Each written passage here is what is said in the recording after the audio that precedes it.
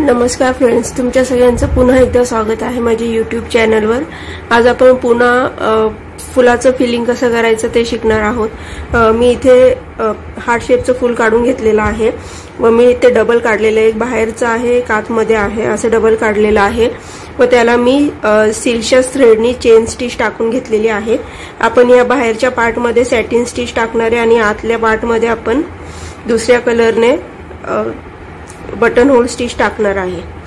आणि मी ह्याला golden thread use नाही केला, कारण की आपण जेव्हा स्टिच टाकतो तेव्हा ते थोडं फार विजिबल होतं, मग ते सेम कलर असेल तर त्याची फिनिशिंग चांगली दिसते, त्याच्यामुळे आपण सेम कलरचाच धागा यूज करायचा।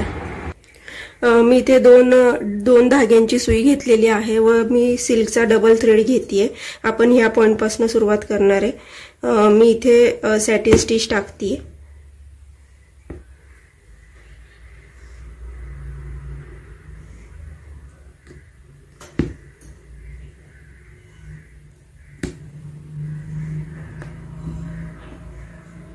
तुम्ही पाहू शकता, मी पहिली स्टिच मी चेनच्या आतमध्ये टाकतेय व दुसरी चेनच्या बाहेर टाकतेय।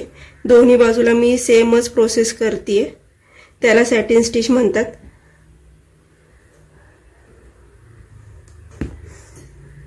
आणि चेन फक्त आपल्याला आपण स्टिच कुठे टाकायची हे कळावं तेवढ्यासाठीच टाकत असतो, त्यामुळे आपल्या स्टिच सगळ्या एका रेषेतच छान येतात।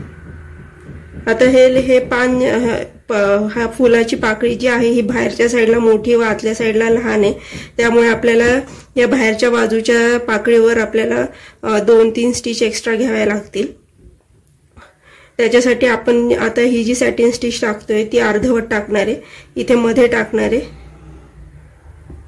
पूर्ण खालपर्यंत नाही टाकणार आहे। पुन्हा आपण इथे वरच्या बाजूला टाकणार आहे।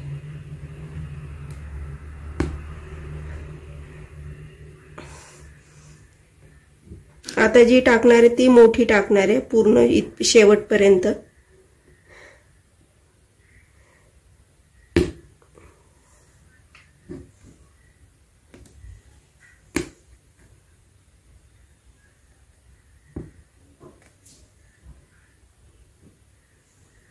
पुन्हा मी अर्धवट टाकते। काही वेळेला जास्त मोठा एरिया असेल तर आपण 2 अर्धवट स्टिच टाकतो।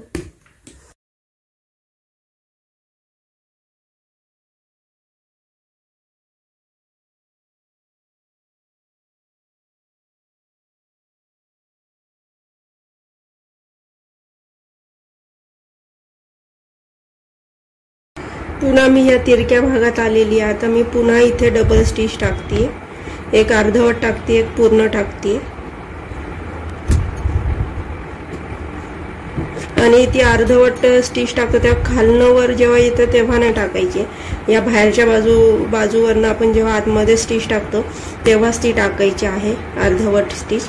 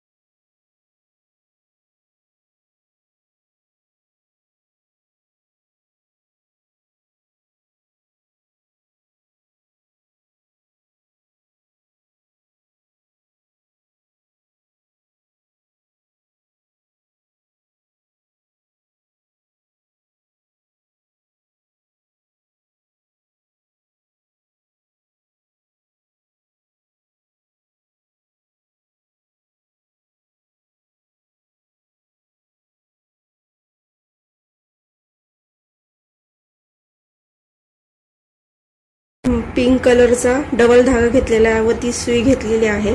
आता मी इथून खालून सुरुवात करते। आपण बटन होल स्टिच टाकणार आहे। ही जी वरती ब्लू कलरची फुलं टाकली आहे त्याच्या मध्ये मध्ये मी स्टिच टाकणार आहे व हे खाली ओढून घेणार आहे अशी। खाली ओढून घेतल्यावर इथे लॉक स्टिच टाकायची आहे। असंच वरती मध्ये स्टिच टाकायची आहे।